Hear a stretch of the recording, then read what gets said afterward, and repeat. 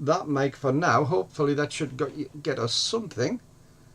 But I'll try this one. How's that? Is that coming out any good? No sound, muted. Hopefully in about 5 or 10 seconds it should come out. So let's see what happens with the sound here now. It seems everybody when they start doing streaming has problems with the sound.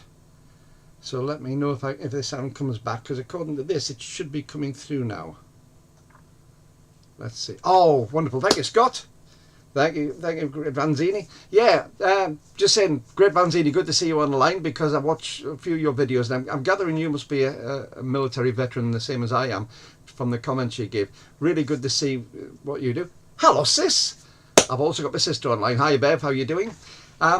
This is a bit scary. I've never done a proper live stream before. I've done a couple of tests, and I'm really a bit nervous about this. It's very strange because I'm somebody who goes on stage for a living. I'm a singer as well as photographer, and I'm used to going on stage and being in front of audiences. The problem with this is I can't see my audience. I can see a picture of me, which is about 13 seconds delayed on that screen. I can see me on this side and all sorts of things. So it's very new territory, so please go easy on me. I'm a bit nervous. But I've got a few little subjects I wouldn't mind going through today.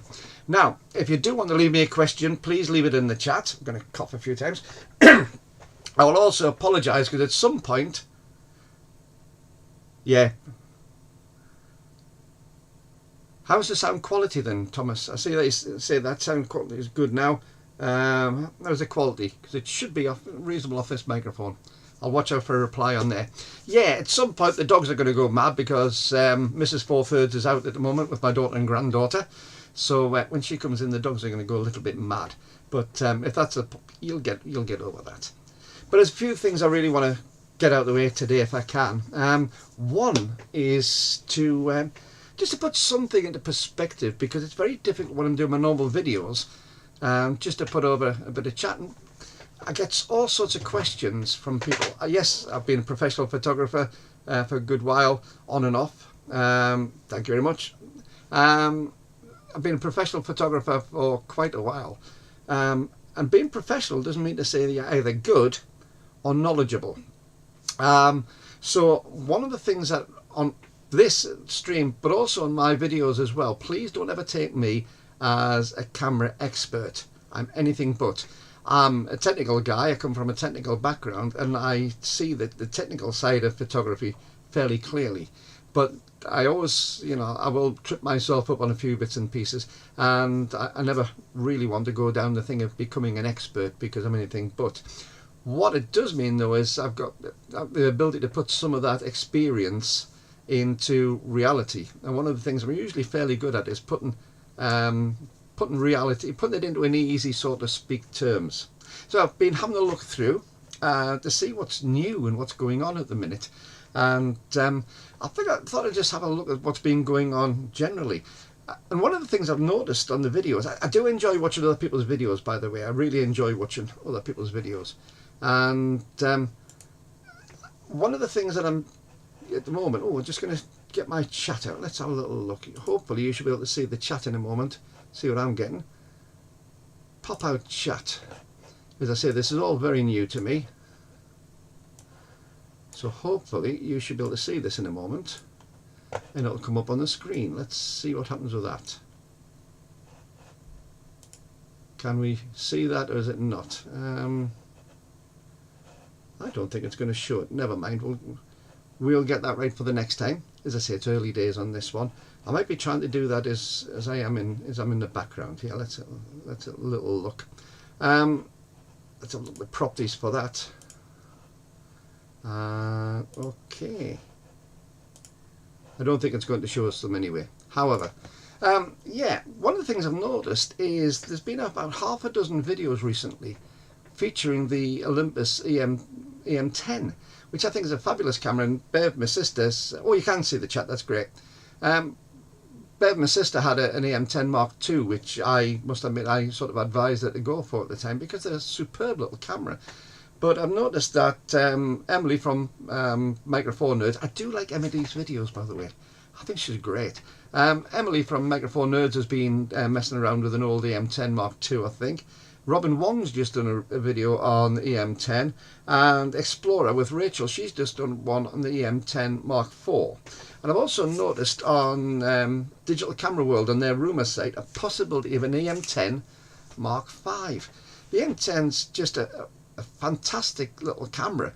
It's got limitations, forget it for video and things, because it's not terrific on that.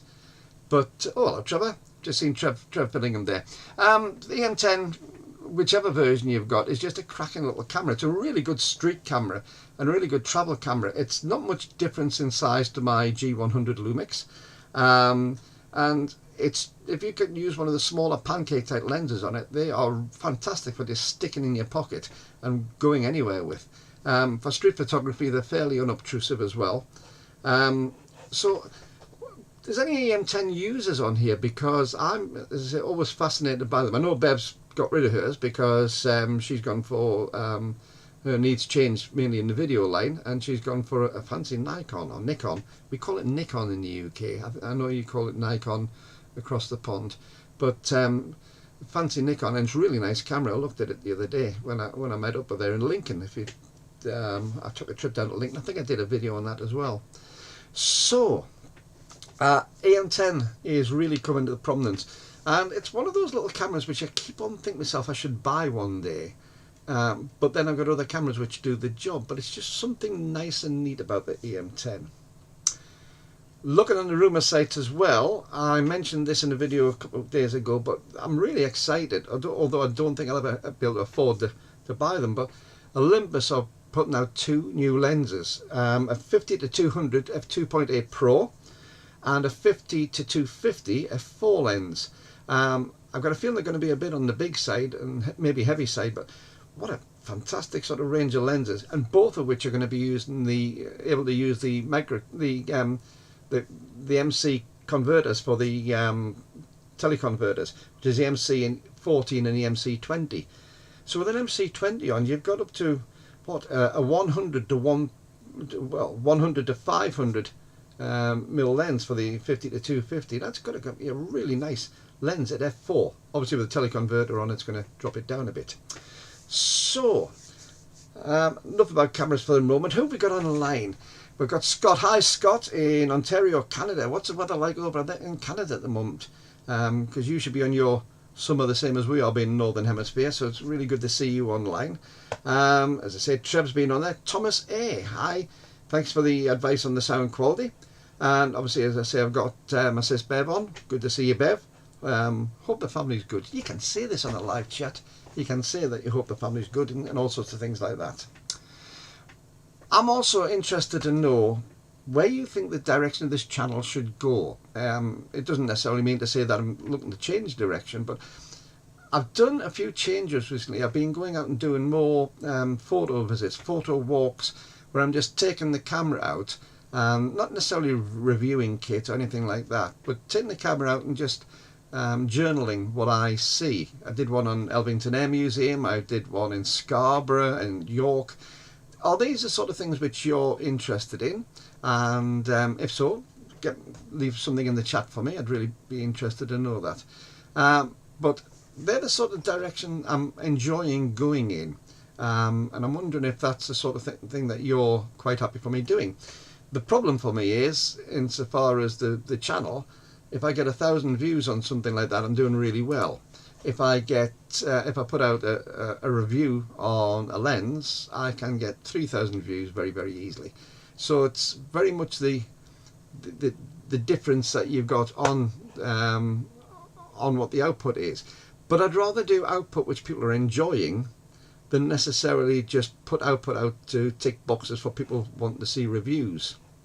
And that is something which interests me pretty much, you know, as to what you actually want to make it an enjoyable experience for you, the viewers, on this. So let me know on there.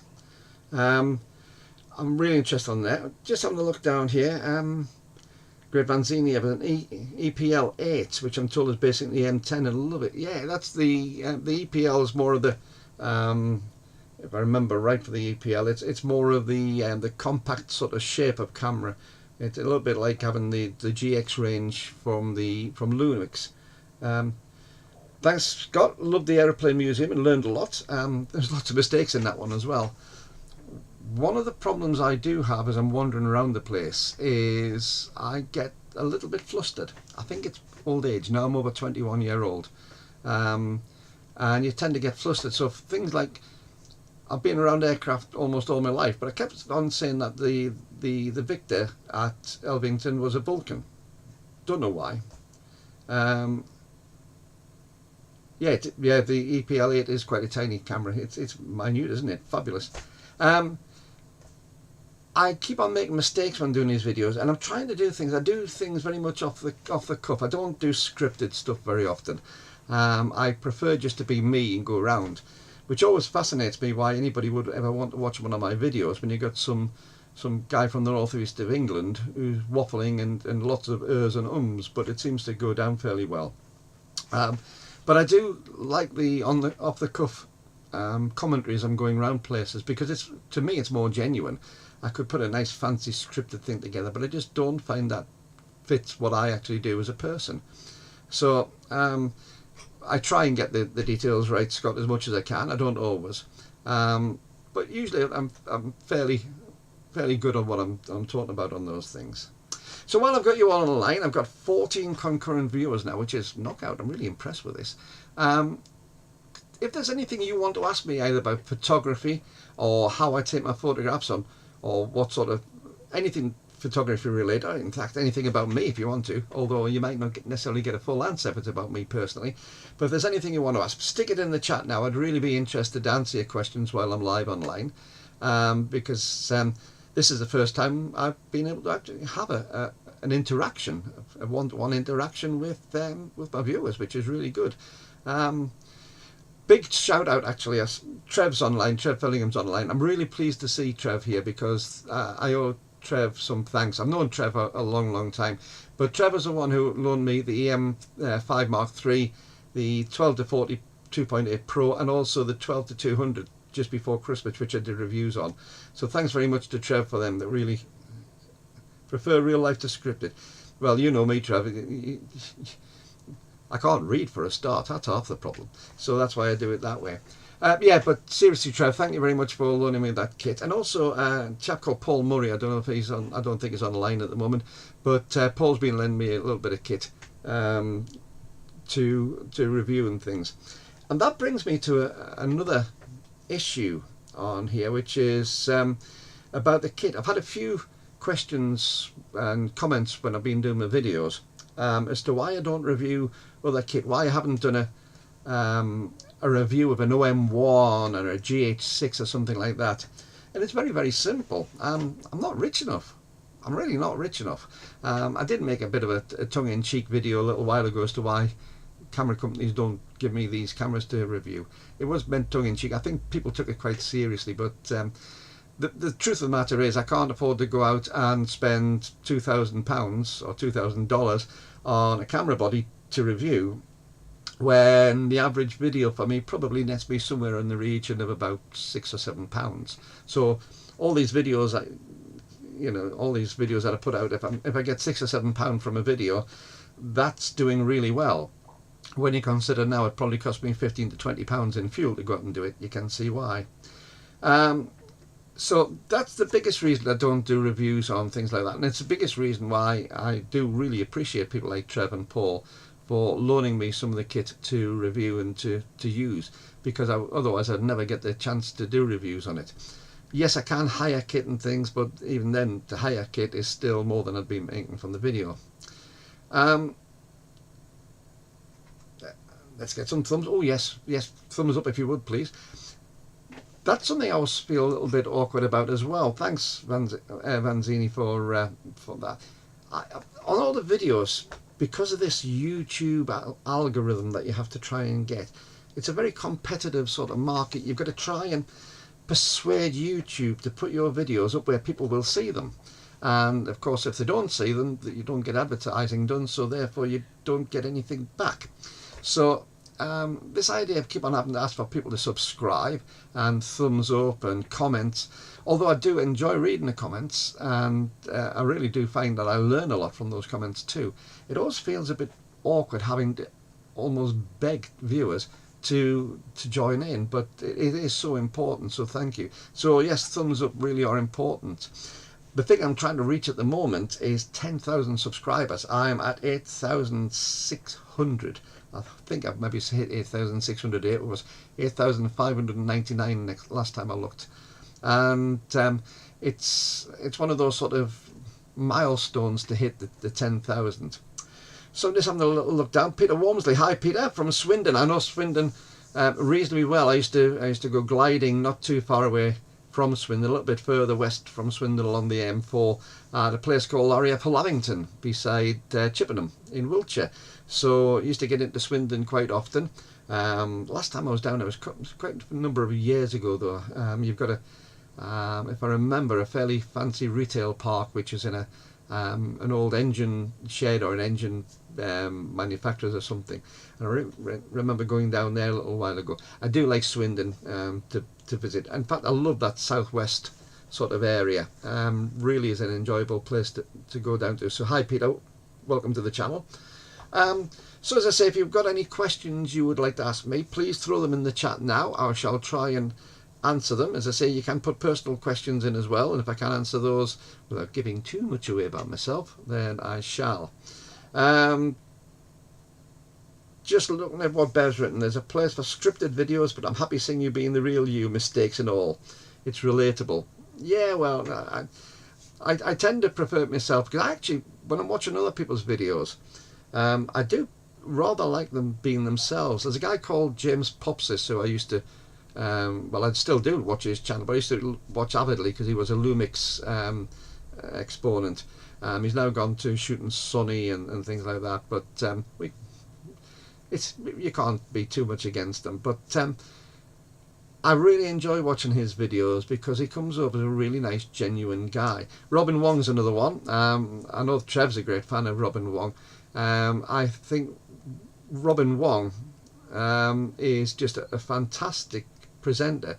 He's so enthusiastic and he's very, very knowledgeable about what he does. And I think he's had a bit of a hard time when it came to the being an ambassador for a brand as well, looking at his videos. But I really enjoy him because he comes over as a genuine person. So it is interesting when you're seeing some of these people, and I find the ones who are the most genuine ones are whether they're scripted or not, the ones who come over with a little bit of humanity in them, being themselves.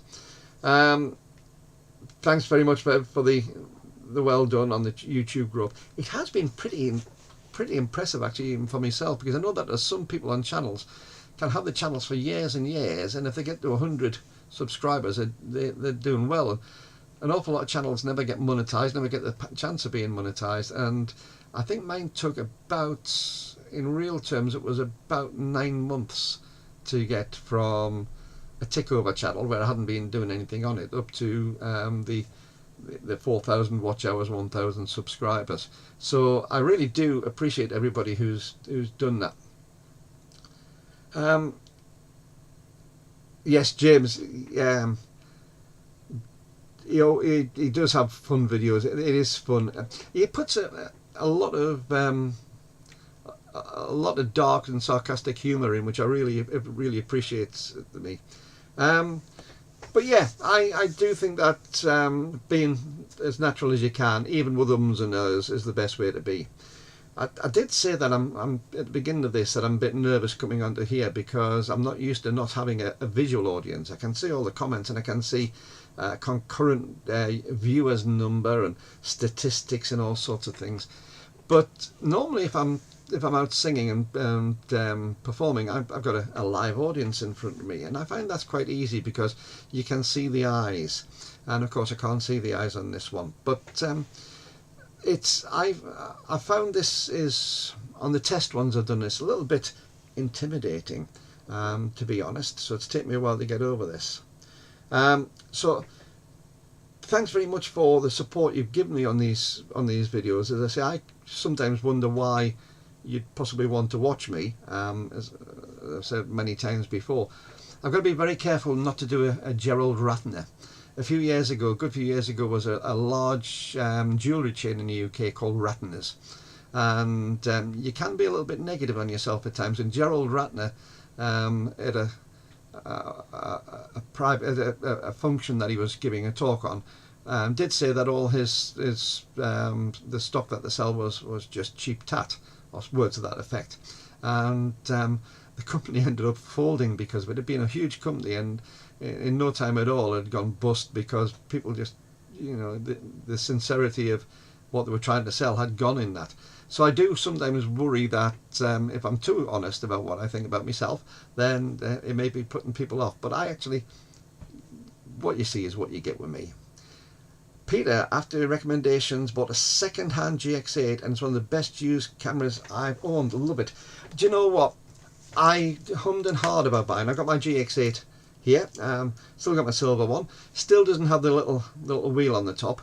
It's a common problem on these, the little wheel. You can still turn what was left, but the main finger wheel's gone. But this camera, I have used it pretty much constantly since I bought it. And I'm pleased that you love it, because of the fact that sometimes, again, with this humility online sort of thing and this thing of reviews, I'm always feel very, very worried when I'm giving a review on something that, because it's my opinion, people will take it as being de facto. And you know, I would hate somebody to waste their money on something that I said I liked and they didn't. So it really is good when you get that. There's a couple of people who've actually I've spoken to. One I met in Whitby, who bought and actually had it with him, a GX8, and watches a channel. And I haven't found many people who don't like them. They seem to be a real sort of cult classic. Unfortunately, they didn't last that long. There are faults with it. It does have a little bit of shutter shock, and how they got round the shutter shock was just by putting a slight delay in and things on with a firmware update. Bit of a cheap way around it. But in the majority of times, I find that you just don't, you know, you just don't notice it. It's not a big issue. But I love the form factor of this. I love the fact, as I said many times before, I've got rather a protruding proboscis, a large nose. And when I'm shooting with a normal camera, my nose hits it. With this one, with my eye there, it clears my nose, and I can nicely fit it around the side.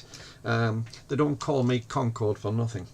But what I do like is, I love the clear menus on it. I love the form factor in the hand. Although it looks like just a rectangular brick, it does fit very, very nicely in it. And I'm really pleased that you're enjoying it too.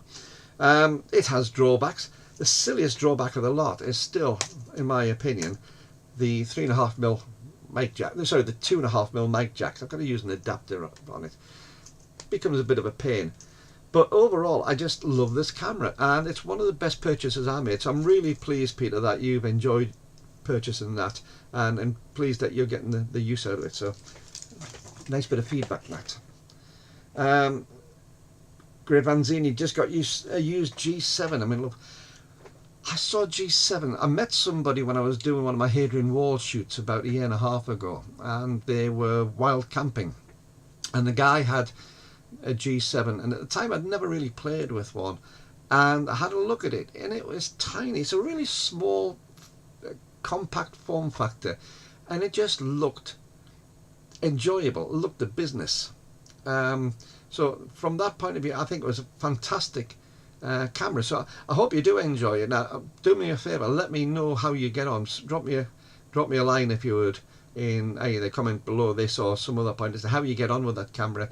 Give it a few months, but let me know how you get on with it, and what you like and dislike, because I really would be interested in it. I think the G7 is fantastic, and it was a staple diet camera for an awful lot of YouTubers a few years ago, because it was a very, very simple way to get into some really high quality, because I think it does shoot 4K comfortably. It was a really easy way to get into high quality videos for YouTube, and there's a lot of YouTubers used and probably still do use the G7. Let's have a look down at some of the other comments. Bev, he was asked how they kept the prices low, and he joked it was because the jewellery was CRAP. Yeah, he didn't do himself or the business any favours. Chris Moore, hi Brian. What camera and lens are you using in this feed? not a terrific one. It's a little Logitech webcam. It is tiny. It's, I don't even think I can, I wonder if I can get another feed on this. Not be a moment. I shall see if this works, because if it does work, I'll try and show you it. I've got my G9 tethered here, but I don't know if the tethering software is going to work. So we're in that technical wasteland at the moment. So let's see if that, oh,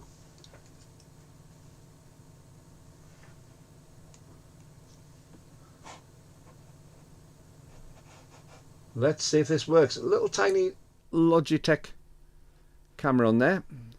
It's sitting on the top of my screen. It's got a built-in mic, but I'm not using that mic. I've got an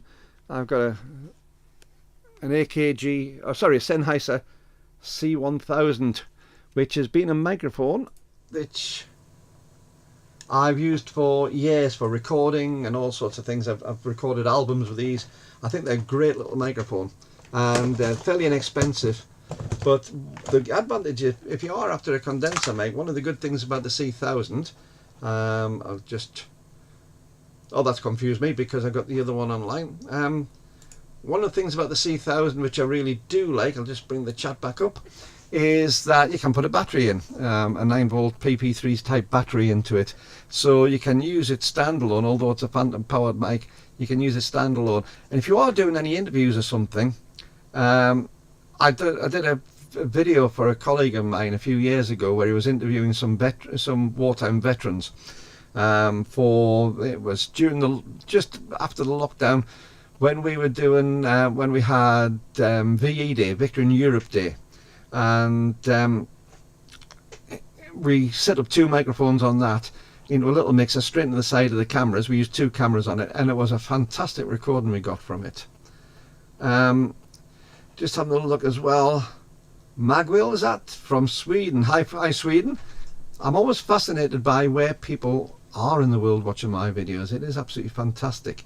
So you know, you've got some guy sitting in the northwest of England here, and all of a sudden you've got people halfway around the world. In fact, the opposite side of the world, we have some Australians watching this as well, and New Zealanders watching it. So where are we? Anybody using, well, Grivanzini, yeah, the Logitechs do a good job. It is very functional. One of the things that I do use this microphone for, this video camera for my mic, I have a nice little job for an organisation called CVQO. And I know that in 55 seconds you're going to get some ads. So what I'll do is when the ads are on, for you, I shall pull out of this. It's fascinating. It tells you it's going to be adverts down on here.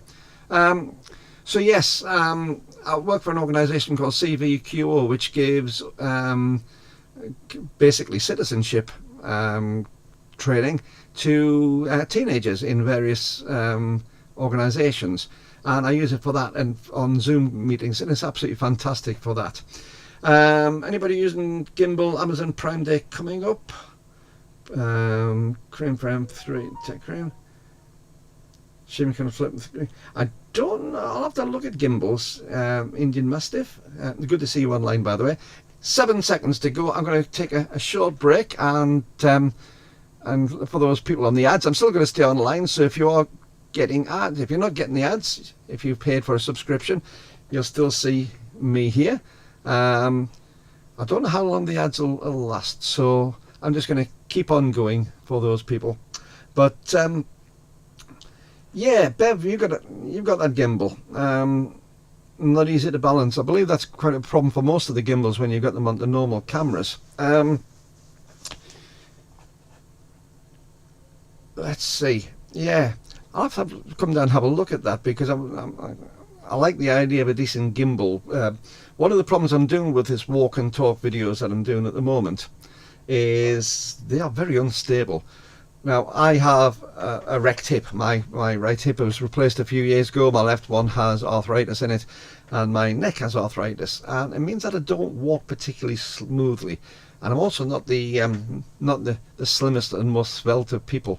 So what I do find is a lot of the videos that I do when I'm walking and talking, run and gun type videos, I'm disappointed myself in the camera shake. I find it difficult to watch, and surely you would as well. So I have issues with that. The G100 is a great little camera for me. I love the G100 what it does, but the image stabilization on that is electronic only, and it crops incredibly. So even using the 12mm lens, I tend to use my 12 to 32 lens, which does have image stabilization in it, but with that lens, you're so close by the time it's cropped in that it's unusable. And if I start going up to using my 7 to 14 and widening that out, then you get all the distortions and things. So I don't really like the idea of that. So I am going to get in touch with Bev, because I'm quite interested and see what she gets on with those gimbals, because I'd be interested on that. Hopefully we've got the people back from the adverts now. How are we doing time wise, because time's flying through. Yes, Bev says it'll probably work with the M43, but the Nikon is just about the limits of size and weight, and I think my G100 is probably a similar sort of size to your Nikon and weight on that, so hopefully it might be a good one to do. I'll get in touch with you, Bev, if you don't mind, off the video and see what it's like. One of the things I have been experimenting with recently, and again I'm open to comments on this, there's been a lot of comment when I've been talking about Micro Four Thirds and the noise at higher ISOs and using denoise software. Now I've got a couple of denoise software, pieces of software which I got recently. One is the Topaz, and the other one, of course, because I'm a Lightroom user, Lightroom has recently introduced AI based noise elimination, and I've had a bit of a play. I'm not an expert by any means, and I still seriously haven't put a huge amount of time behind it. But I do find the Topaz to be very, very quick. The Lightroom I'm quite disappointed with, because it's been incredibly slow, because it rewrites it as a new file, and it just seems to be such a slow one by one system on those files for the denoise. So if you have if you've got any sort of opinions on denoise software, let me know on the chat here, because as I say, I do find the Topaz to be really good. It's very, very fast, and it seems to be give some really good results. But Lightroom seems to be considerably slower and more messy. Again, if you tried them, let me know on that one. I made a list, you know. I did actually make a list, yeah, of things to talk about today, and I've gone down most of them. One thing that does concern me is I saw on 4.3 Rumors. I enjoy 4.3 Rumors sometimes, I don't others. It seems to be just adverts for sales from B&H or whatever a lot of the time. But Trev, you got Topaz and you're liking it. Yeah, I'm quite liking it. I must admit, I'm quite impressed with it. One of the things I did spot on 4.3 Rumors earlier when I was looking is that in Japan they are now marking the Lumix, the Leica Lumix 100 to 400, which I did a review of not so long ago, and if I can remember to stick a link for those watching later, they're marking it down as discontinued, and that really worries me, because that is a fantastic lens, and there's from the Lumix Leica side, there's nothing really to touch it. I know that Olympus have a lens which is in that range, but considerably more expensive. And I really did like that 100 to 400, far better than my 100 to 300. It's a far better build quality, and the optical quality on it was superb. As I say, I did do a review on it, and it's one which I borrowed from Paul, so thank you again for that, Paul. But I really did enjoy that lens. It's not small, it's not light, but it was extremely efficient at what it did. So, as I say, it's a rumour site. I don't know what's coming. Is it going to be discontinued worldwide? Or is it going to be actually superseded? Because that would make an interesting thing, a Lumix 100 to 400 Mark II. And if so, what are they going to do about it? What are they going to do with it to make it better? Because I believe that it is fully weather sealed. It's, as I say, the optics on it are great. The build quality was knockout, superb. So I'll be interested to see what does come from that one. Other things on rumour sites, as I said, Digital Camera World, I was looking on their rumour site, And I did see, which I mentioned earlier on in this podcast, that there's a possibility of an EM10 Mark V. Well, they haven't said it's a Mark V. It's a new EM10. But since we're already up to Mark IV, it's probably going to be a Mark V. Pen F Mark II. Now, Pen F, there's so many people use the Pen F. I've never really used one. I've had one to play with. A friend of mine, Jerry, who's also loaned me some stuff. I forgot to mention Jerry before. Thank you, Jerry, because you did lend me some stuff to review as well. Jerry has a Pen F, and he swears by it. He really enjoys it, and I see it being a bit of a competitor for the GX8 insofar as what it is. I think it seems smaller than GX8 though, but it is a considerably good camera with which is really well built. And also an EPL11. So when we mentioned about what Great Vanzini was saying about his EPL8 earlier on, I'm just going to get my chat window back up again. When he's saying about that, we're up to an EPL11 now, hopefully from next year. Yeah, Pen F Mark II. Wow, I take it you, Indian Mastiff, you may actually use a Pen F by the comment on there. I think the Pen F is just a really solid, really well built camera with fantastic optics on it, and I think a Pen F Mark II could be really interesting. DB Cooper, yes, you won the 100-400. What else have we got? That's a great lens. Absolutely agree. It is a great lens. Thomas, is Panasonic even sure about what to do with Micro Four Thirds? They seem to focus on their full frame line more than Micro Four Thirds. Granted, it is newer. You have to build up a customer base. Good question, and one I've pondered a little bit in some of the videos recently. I think I think all the camera manufacturers at the moment have got a bit of an issue insofar as how far do you take it forward. I mean, if you go back 10, 15 years, 2007 up to about 2012, 13, there were some huge strides made in quality, and made in quality of image, quality of build. The whole thing was coming forward. Technical side, we started getting mirrorless cameras instead of the DSLR cameras starting to come in with some of these ranges. And what we'd seen only in sort of bridge cameras, we'd started seeing some of what they had on developed into really usable professional cameras.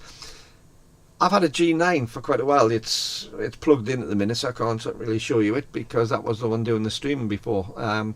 But the G9 has been out since 2017. End of 17 it was announced, beginning of 18 it was released. So it's now 5 years old. But in reality, what do you replace it with? We're talking about a G9 Mark II. Or a G10 or whatever you'd call it, because there has been a G10 before, I believe, but I'm not too sure on that in some of the markets. But if you do that, yes, you could have the phase detect for the autofocus. That would be a big difference. Of course, you've got the 24 megapixel sensor, which is in the GX6, so the GH6. But as a camera, what do you really do to a G9 to make it much better? There's not a lot you can do. And I think, and most of these cameras, from what I've seen, they've pretty much reached the technical limits of what makes it worthwhile. And I've got a feeling that really what we need is either a revolution to something totally different, or we're just going to get a whole load of fancy features which 99.9% of people don't use. I can't see the handling coming much better. The screens themselves are already fantastic, whether you've got the EVF or whether you're using the back screen. They've gone to a position where, with the size, and we can't do much better and to improve them, in my opinion. So I think that the development on Micro Four Thirds is fairly much there. The only thing I can think of is to get bigger and bigger megapixel sensors. But as I said in the past, I'm not a great fan of having huge megapixel count sensors. What we've got are more than enough for me. So maybe that's why they're concentrating on the full frame, but it's a market to get into, as you quite correctly say. Peter got Luminar Neo recently. It's very clever, but you need a good spec PC to run it. Yeah, I'm finding on all of these denoise programs and all of these image manipulation programs, you do need lots of processor capability and lots of memory. Vanzini, if they come up with Pen F Mark II, take my money now. You've got this is bad. It's just about taking money off, you know. It should be interesting if they do. 4/3 system not done yet. OMD going grid guns. Yeah, OMD. I had doubts about OMD when they brought out the OM1 and the OM5, and I expressed them quite openly online. I do hope that it's a positive way forward. These two new lenses which I mentioned earlier on, I think they're going to be knockout, and if there's a big enough market to sustain it, I think it's going to be really, really good. I think we're in changing times. I've just said, where do you take it from here? But it is difficult. It is interesting when you look. I said before a few minutes ago about the fact of where we've come. Well, I've mentioned this a couple of times online. This is the G1. Now I don't know if it's. I think the battery may be flattened at the moment, but you know, just listening to how the shutter works, it's a real clicky sort of shutter. So mechanically, this is in a different sort of league. It looks very toy-like, even though it's quite capable. 12 megapixel sensor on it, very limited insofar as facilities. You get something like the G9, which I mentioned before, and although it's a direct sort of descendant of it, it's a different league. And as I say, I don't know where you'd go from where we have now. Alright, just having a little look down. India Master OM Digital might announce the 50-200. Yeah, I mentioned that at the beginning. I think you weren't online at the beginning of it. Yeah, I think it is scheduled for late 2023, the release of the two lenses. I said the 50-200 f2.8 and the 50-250 f4. What I'd love to see would be the prices, because I think they're going to be quite pricey. But we'll see. They're still going to be cheaper than the full frame competitors. Dan Onshaw, I think that's how you say that. Hello. Have you tried to combine your Olympuses with Helios lenses? No, I haven't. I'll be honest.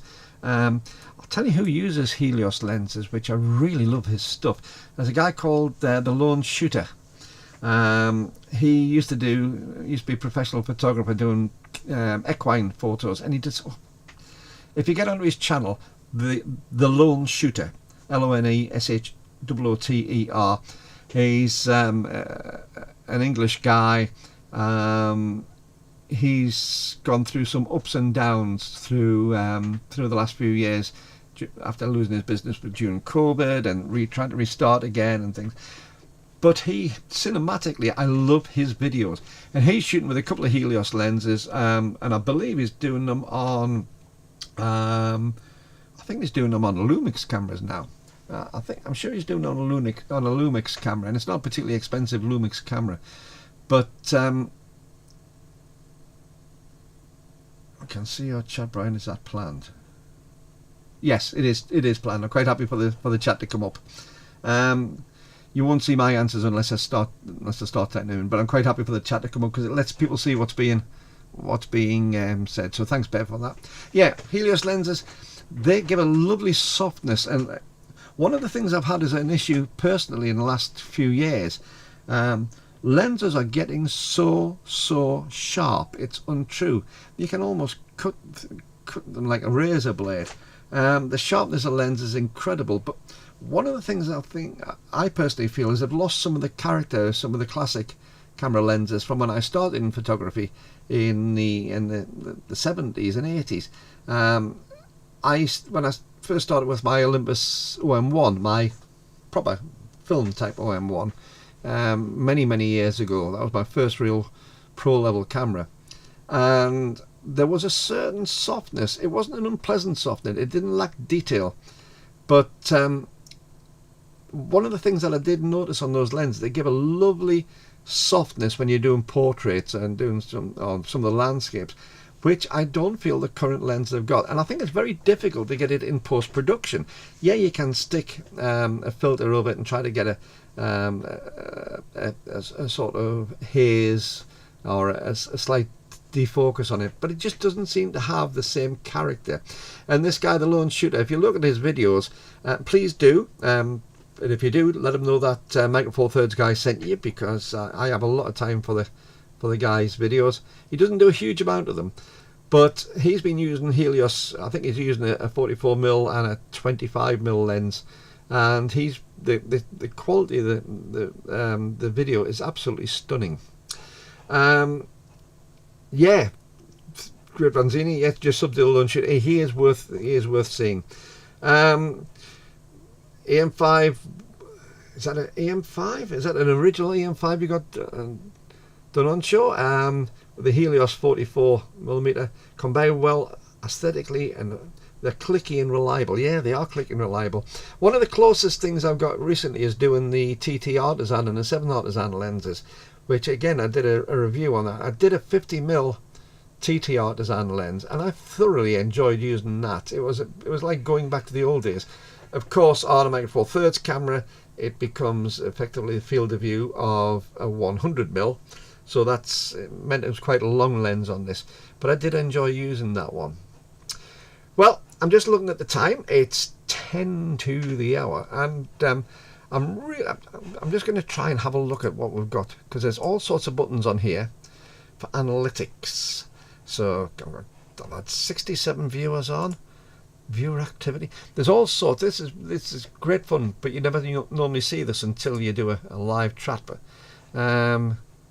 so I've got my analytics here, and let's see what we've got on this. You can't see this, of course, but views, 67 views. Yeah, and that's wonderful. Thank you all for getting on my very first chat. I know that I've probably been waffling a bit. As I say, I've been rather nervous about this, because you are somewhat putting yourself on the line to do this, or at least it feels like you are. But one of the things I have noticed with the people who support this channel more than anything else is the fact that 99.9% of people are incredibly, and I mean incredibly, supportive. Yes, you do get the odd one on who will just give you a bad time, but overall for me, I've found that the people who are on this channel, they give comments which are constructive, not just for me but also for other people watching, and I get a lot of good feedback and a lot of good interest, so thank you all. My push at the moment, as I said, is to get 10,000 subscribers. I think that would be absolutely awesome to get 10,000 subscribers. So if you're not a subscriber and you're just watching this, please consider subscribing. If you are a patron of the channel, I've got some patrons of the channel, and you know, they really are fantastic people. If you do want to give the channel a bit more support, then you'll find in the links on this, the comments on this, there is a link on there as well. And what I do on the patrons, I don't do a huge amount, but what I do is I'll give mentions to patrons just for the support, which really is appreciated. But also I do tend to put some videos up 2 weeks in advance, so they get to see it 2 weeks in advance. There's one coming out. I've done a series of my favourite lenses, my favourite budget portrait lenses, my favourite budget landscape lenses. Well, I also did a thing on what I consider my favourite professional lenses for portrait, and I'll be coming out in 2 days time on the 4th, and that's one that the patrons saw 2 weeks ago. So yeah, these for the people, if there's any of my patrons on, thank you very much. You've got no idea how much I appreciate it. Some people get rich from doing YouTube. I don't. It doesn't quite pay for itself. But it does help, and I do get subscribers, because it does make more of the videos seen by other people, and it gets the advertisers to pay me a little bit of subscription, so that's nice. It basically pays for the fuel and bits and pieces. I keep on asking for a coffee. I do drink too much coffee. I didn't bring a coffee with me today. I was going to get myself a cup of coffee through, because I always thought about coffee, and I was going to bring myself a cup of coffee through, and because I was so nervous I forgot to bring it.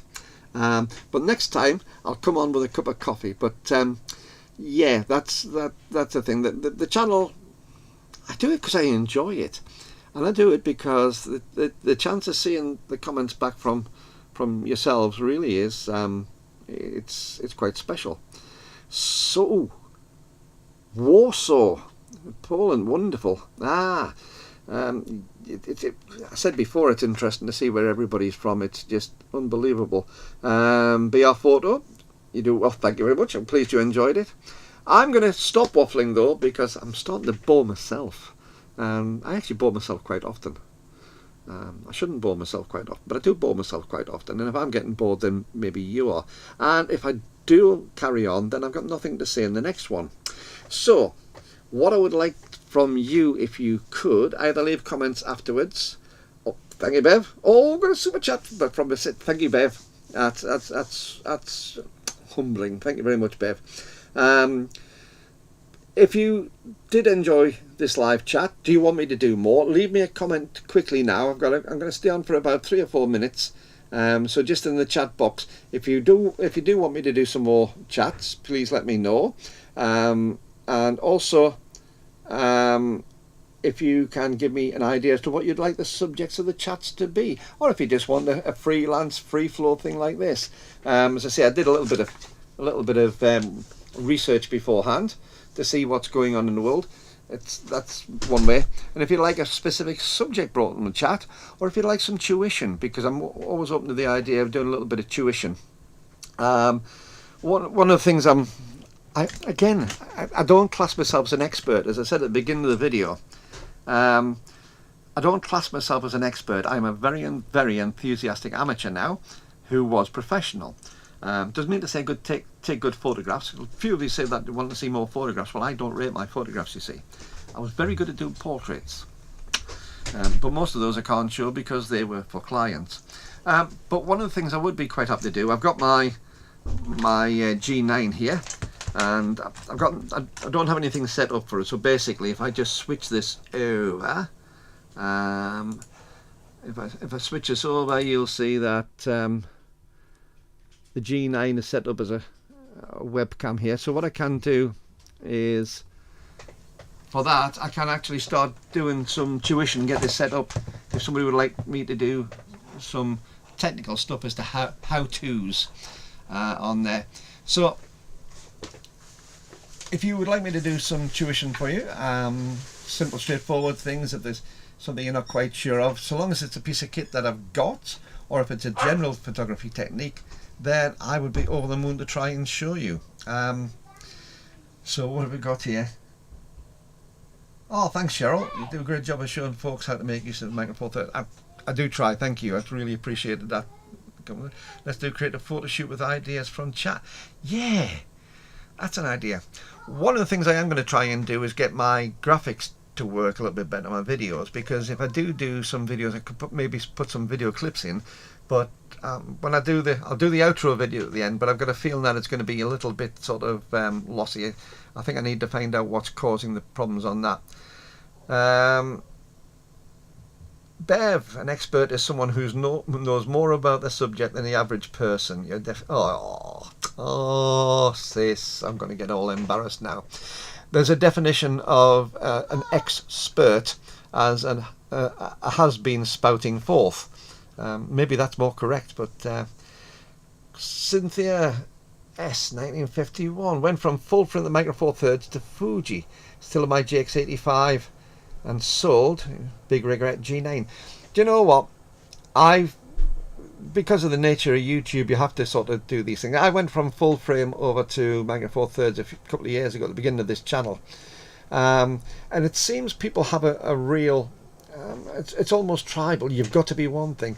If you're using Fuji, a friend of mine, Jerry's just gone to using Fuji and absolutely adores it, because you're onto an APS-C type sensor there. There are some things you can't do with the Fujis which you can on Micro Four Thirds or full frame. But the fact is, it doesn't really matter what camera you're taking out, what camera you own, if you're going out and enjoying your photography. So I actually love it when people take a photograph with anything. I really do, because if they get the enjoyment out of taking that camera out, I don't care what the format is, so long as it's the right format for them. Shown how to tether the camera to a computer, or how to save all the video to outside storage media. Right, that's a good one to do, Cheryl. I shall certainly do that one. It's easier on some cameras than others, and it depends on what software you're doing, but I'll certainly put that, I'll schedule that into a live stream sometime, because it's quite an interesting one to do. Trev Filling, could you explain live composite mode on my EM5 Mark III? No, I've already done it. I'll send you a link, Trev, to the video which I did, because I did a live composite video and live bulb mode a little while ago.